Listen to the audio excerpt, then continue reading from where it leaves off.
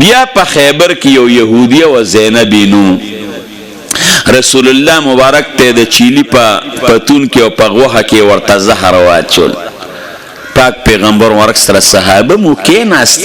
چې هغه خوړو نوړې خلی تکړه او خلی رسول الله مبارک د خلی نروخ کا صحابو ته ویلا سنو چت کې وی پدې کې زهر اچولی شوی دی. د یو صحابي نوړې تیرا شوی و دوی را غختل وی تاسو پدې کې زهر اچولی دی دروغیم نشو ویلې.